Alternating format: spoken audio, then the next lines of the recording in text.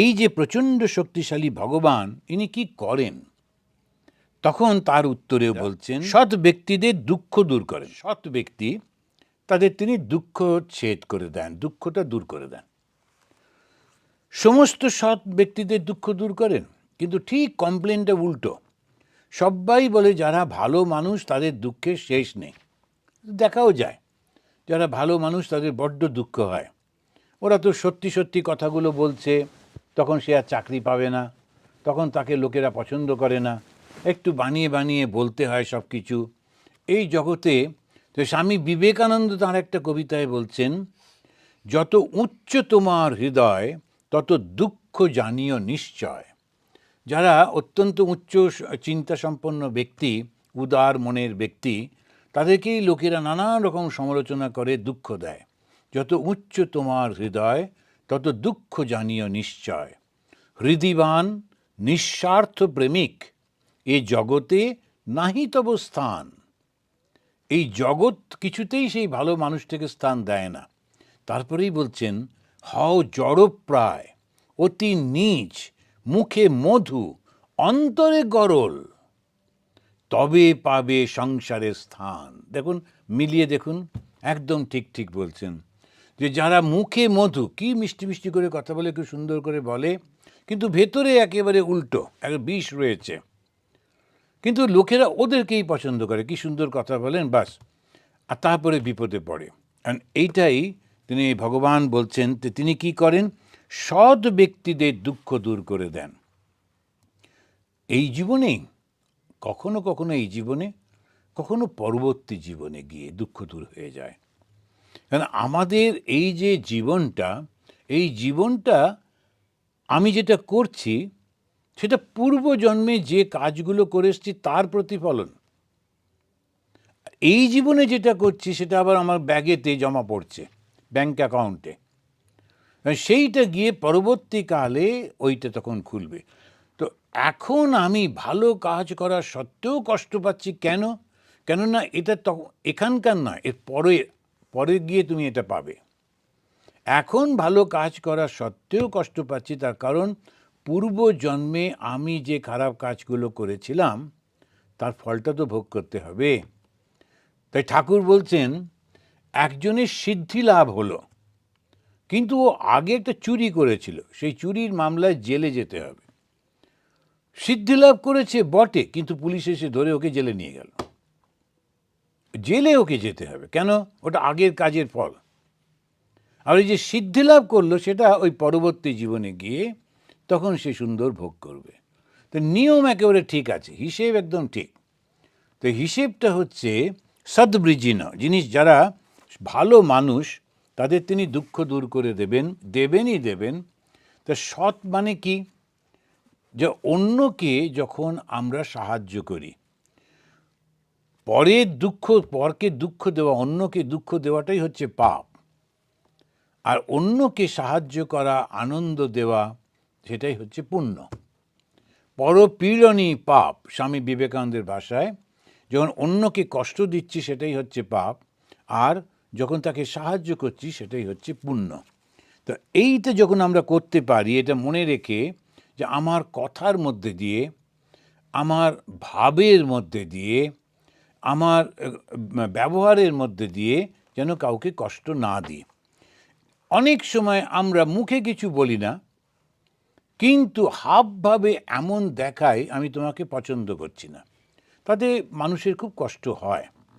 শরৎচন্দ্রের একটা গল্প আছে, একজন শাশুড়ি মা দোতলায় থাকেন, বয়স্কা মহিলা।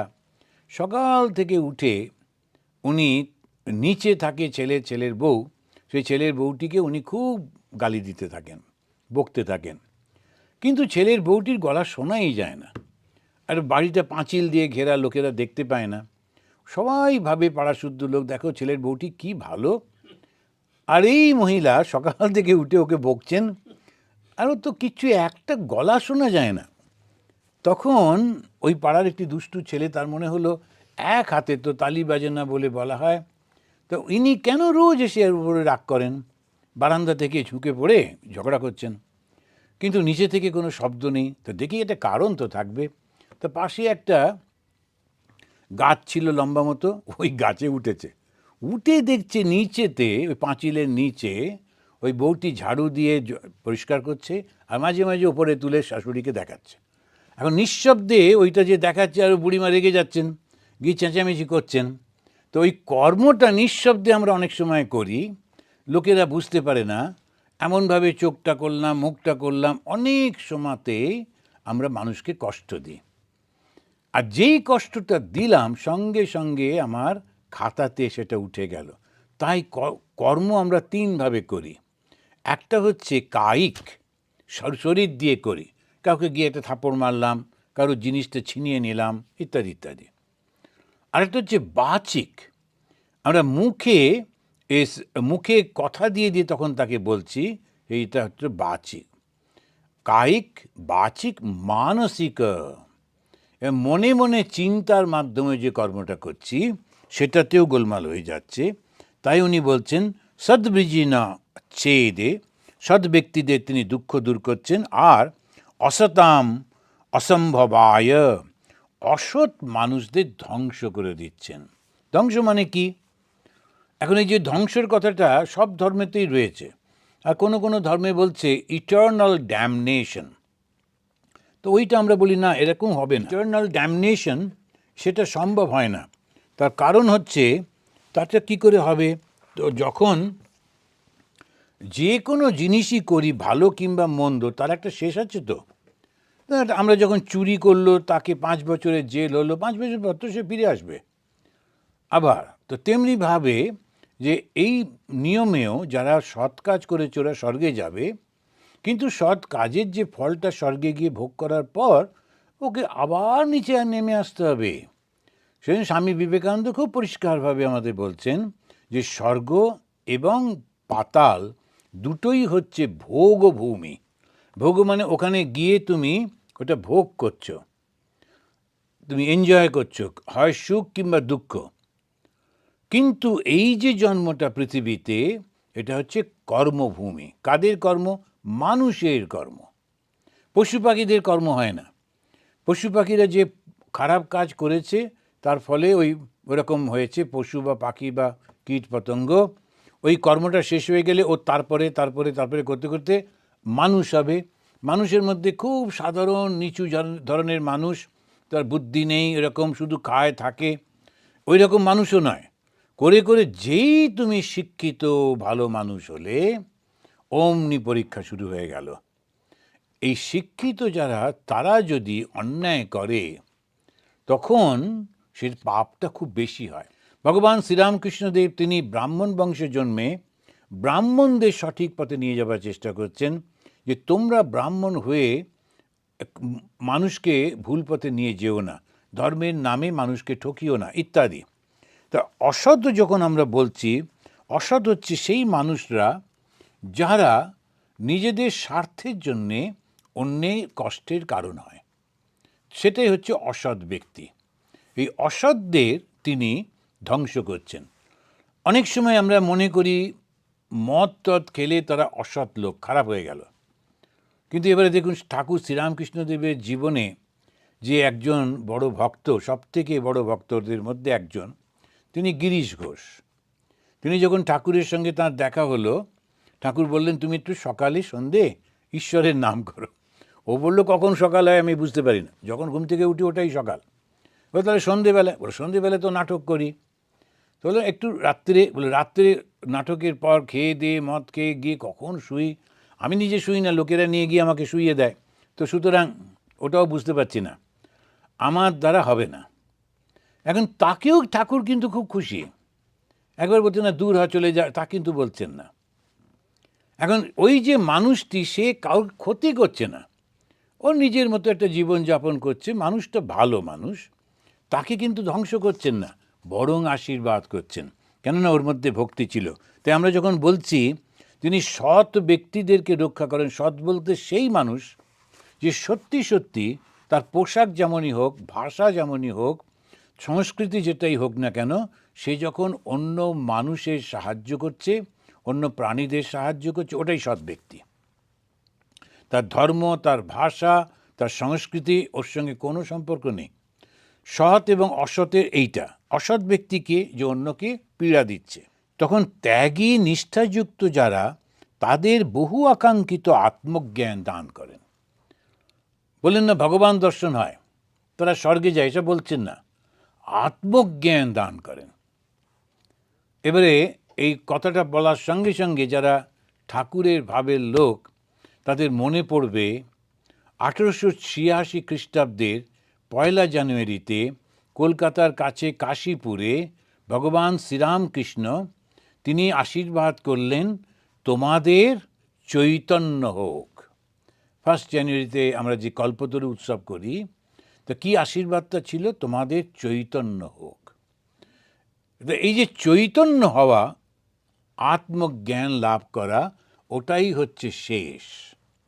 কিন্তু যদি আমরা স্বর্গে যাই, যদি আমরা ভগবানের কাছে যাই, আবার ওখান থেকে পতিত হবার, পড়ে যাবার সম্ভাবনা রয়েছে।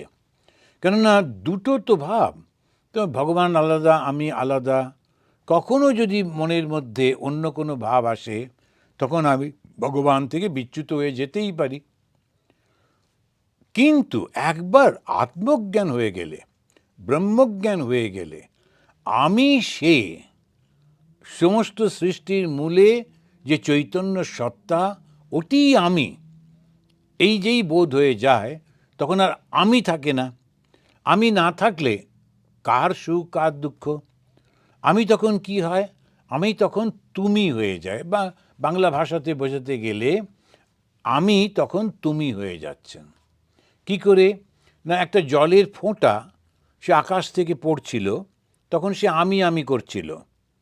এবার যে সমুদ্রে পড়ল, ওই জলের ছোট্ট একটা বিন্দু, সেটা মহাসমুদ্র হয়ে গেল। তখন তাকে সমুদ্র থেকে আর আলাদা করা যাবে না, ওই পুরো সমুদ্রটাই সেই জলের ফোঁটাটা। আমাদেরও তেমনি, আমার এই নাম, এই রকম পরিচয়, ওই আমি করছি, আমি ভগবানকে ডাকি, আমি গরিব মানুষদের সেবা করি, আমি সবসময় সৎ কাজ করি, কিন্তু ওই আমিটা ছোট্টটা থেকে যাচ্ছে। কখনো একটুখানি স্বর্গে গেল, ভালো থাকলো, আবার ফিরে এলো, আবার এই চলতেই থাকে। কিন্তু যেই একবার আত্মজ্ঞান হয়ে যায়, তখন সে মুক্ত হয়ে যায়। তাই এখানে কিন্তু বললেন না যে ও স্বর্গে যায়। যারা ভালো, পারমহংস আশ্রম ব্যবস্থিতাম। পারমহংস মানে আমাদের যে সন্ন্যাস রামকৃষ্ণ মিশনে, সেটা হচ্ছে পরমহংস সন্ন্যাস। পরমহংস সন্ন্যাসীরা, তারা ওই লাঠি নিয়ে ঘোরে না, বা তাদের সমস্ত কিছু হচ্ছে অত্যন্ত ন্যাচারাল, নর্মাল। পরমহংস সন্ন্যাসী, তাদের কোনো রকম বন্ধন নেই। অন্যান্য সন্ন্যাসীদের কিছু কিছু নিয়ম আছে যেটা তারা ভাঙতে পারে না, পরমহংস সন্ন্যাসীদের সেটা থাকে না। ওইটা খুব হাই স্ট্যান্ডার্ডের, সন্ন্যাসীর মধ্যে অনেক উচ্চস্থানের। তো এই যারা হয়, তাদেরকে তিনি কি দেন? আত্মজ্ঞান দান করেন। ওই জন্য বেদান্ত সোসাইটি দেখবেন, রামকৃষ্ণ মিশনের সব পুজো পাঠ সব করি বটে, কিন্তু আমাদের লক্ষ্যটা হচ্ছে আত্মজ্ঞানের সেই লক্ষ্য। ত্যাগী নিষ্ঠাযুক্ত যারা, তাদের বহু আকাঙ্ক্ষিত আত্মজ্ঞান দান করেন। অখিল সত্য মূর্তয়ে, তিনি কীরকম? তাহলে অন্যান্য যে দেবদেবীরা আছে, ওরা কারা? উনিই সেটা। অখিল সত্য মূর্তয়ে, সত্য মানে হচ্ছে দেব দেবী, যারা সত্যগুণের অধিকারী। তা সমস্ত দেব দেবী যারা আছেন, তিনিই সেই বিষ্ণু। তা এই প্রথম শুরু হচ্ছে সর্বব্যাপী যে চৈতন্য, তাকে বর্ণনা করছেন কে? শুকদেব। শুকদেবকে জ্ঞানীদের মধ্যে শ্রেষ্ঠ, তিনি আত্মজ্ঞানী। কাদের কাছে বর্ণনা করছেন? তারাও সব জ্ঞানী, তারাও জ্ঞান মার্গের লোক, কিন্তু তাদের কাছে তিনি বলছেন ভক্তির কথা। কি সেই ভক্তি? না, ওই যে চৈতন্য সর্বব্যাপী, তিনি বিষ্ণুর আকার ধারণ করে এসেছেন। এই বিষ্ণু, তিনি এইরকম করে করে সব দিচ্ছেন। বিষ্ণুই পরম ব্রহ্ম, এইটা বলে ঘোষণা করছেন তিনি। স্বধামনি ব্রহ্মণি রমসতে নমঃ। সেই যে তিনি হচ্ছেন ব্রহ্মণি, স্বধামনি। যিনি এই যে বিষ্ণু, যিনি একটা মূর্তি ধারণ করছেন, তিনিই কিন্তু পরব্রহ্ম। মনে করো না পরব্রহ্ম আলাদা আর বিষ্ণু আলাদা। অনেক সময় আমরা সাধারণ সমস্ত যারা ভক্ত বা সন্ন্যাসী, আমরা একটু না বুঝে ঝগড়া করি। আমরা জ্ঞান পথের লোক, আমরা হচ্ছি ভক্তি পথের লোক, ওরা ওই রকম, ওদের সঙ্গে আমরা কথা বলি না, ইত্যাদি ইত্যাদি। তো এইটা কেন এরকম হয়? ওরা একটু ভয় পায় যে জ্ঞান চর্চা যদি করি তাহলে আমার ভক্তিটার হানি হবে, ভক্তিটা নষ্ট হয়ে যাবে। হতেই পারে, সেই জন্যে ওরা একটু দূরে দূরে থাকেন। কিন্তু যারা জ্ঞানমার্গী তারা একেবারে ভক্তির পথে যাবেন না, তাও কিন্তু হওয়া উচিত না। কেননা এই বিষ্ণুই তিনি সেই পরম ব্রহ্ম। এবারে তিনি বলছেন কেমন করে তার কাছে কৃপা পাওয়া যায়। এটা তো হলো একটা আদর্শের কথা বলা হলো, তাতে আমার কি হলো?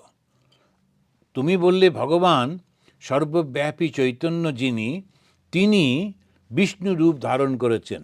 এই বিষ্ণু এইরকম, তিনি এরকম আছে, বেশ তো। কিন্তু আমার কি হবে? আমি কি করে তাকে পাবো? খুব প্র্যাকটিক্যাল। তাই উনি তখন বলছেন যৎ কীর্তনম, যদি তার কীর্তন করো। কীর্তনটা মানে কি? তার সম্পর্কে জেনে তারপরে সেই কথাগুলো বারংবার আনন্দের সঙ্গে আলোচনা করো, তাকে বলে কীর্তন করা। ওই যে আপনারা বিভিন্ন জায়গায় ছোট ছোট গ্রুপ করে ঠাকুরের কথামৃত থেকে পড়ছেন, তারপরে মায়ের কথা থেকে পড়ছেন, খুব কষ্ট করে বাধ্য হয়ে করছেন তা কিন্তু না, আনন্দে করে করছেন।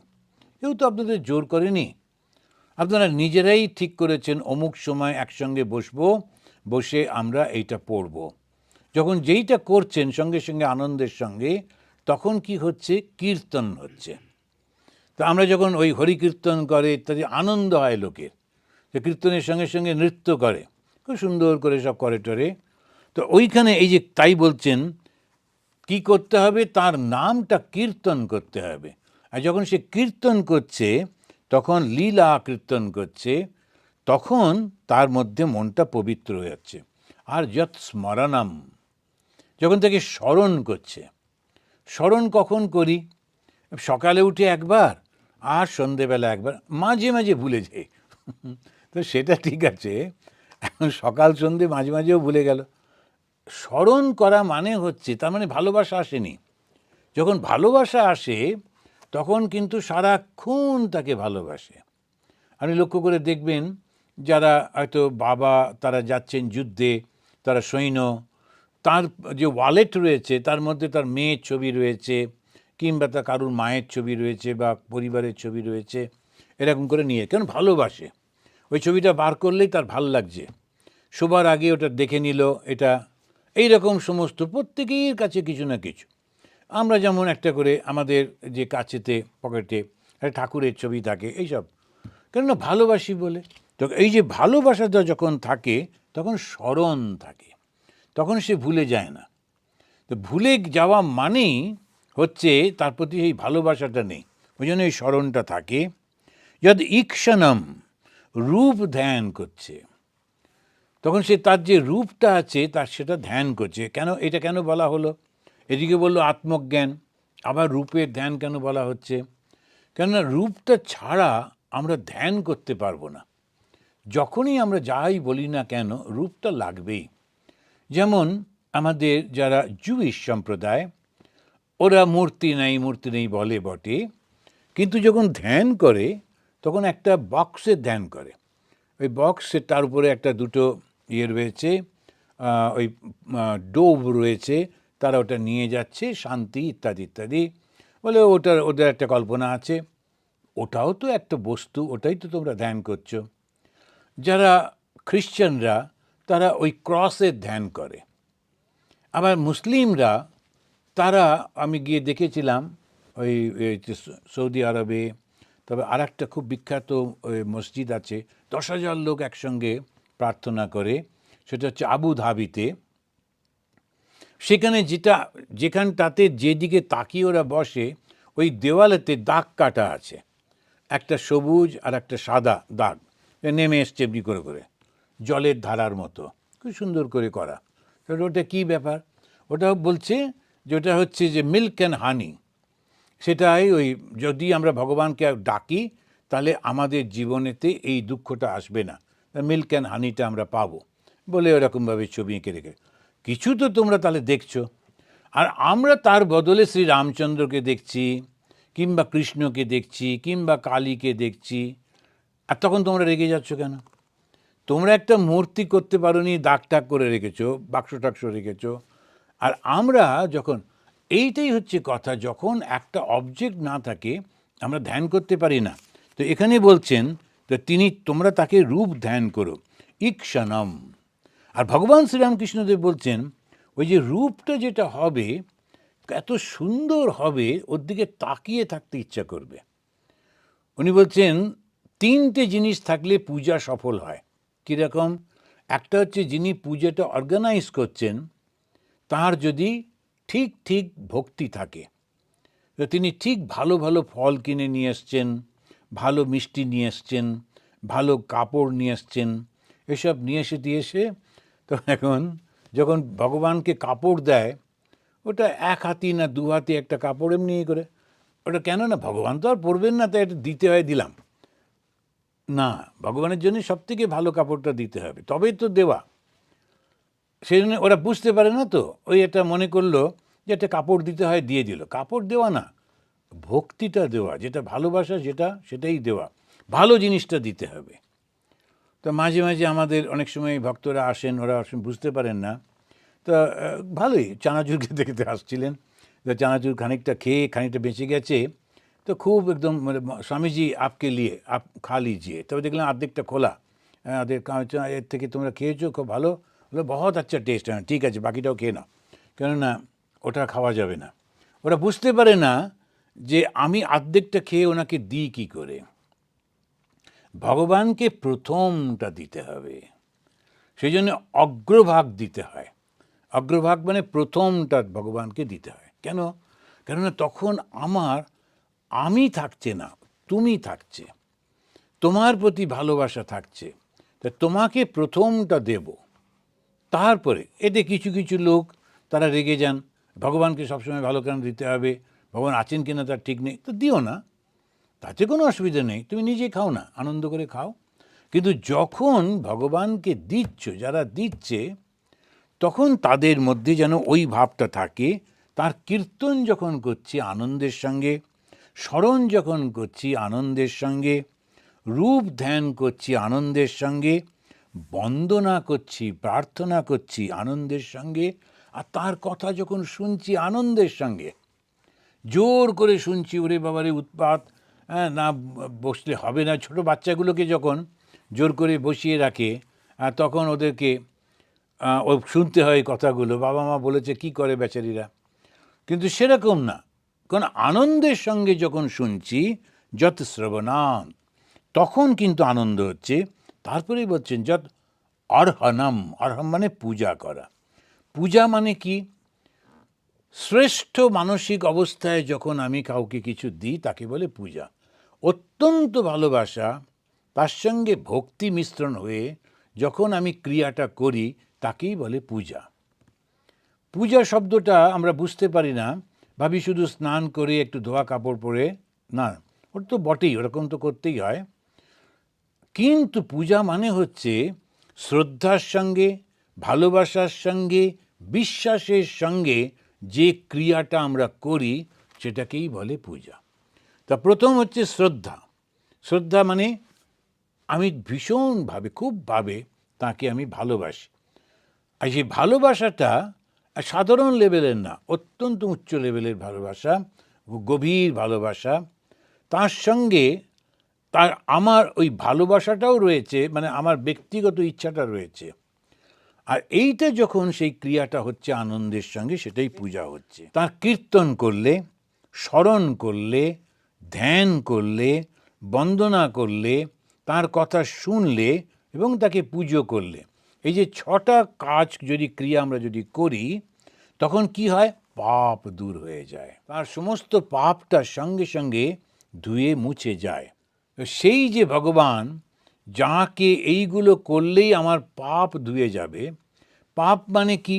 পাপ মানে হচ্ছে জগতের প্রতি আমার ভালোবাসা বা জগতের প্রতি আমার যে আসক্তি, ওটাই পাপ।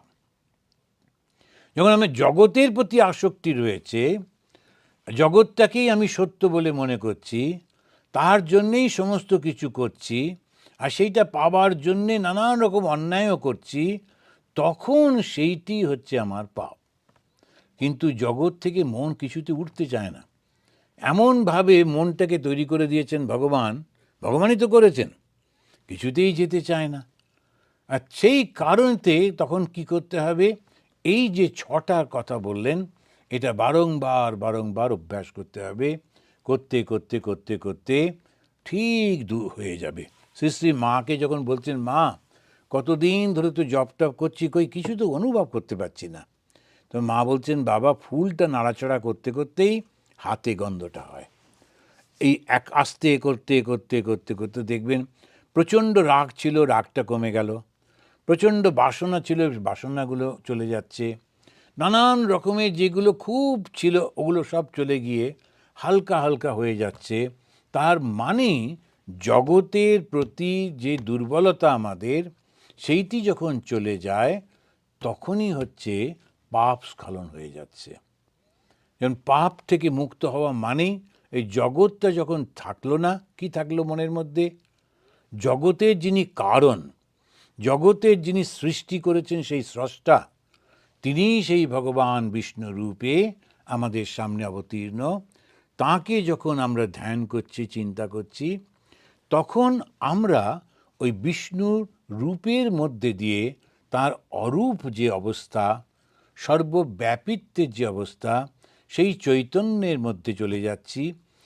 আর এই বন্ধনের মধ্যে কখনো আসতে হবে না। এইটাই হচ্ছে এই ভাগবত পাঠের কথা। ভগবান শ্রীরামকৃষ্ণদেবের একটু কাহিনী বলে শেষ করি।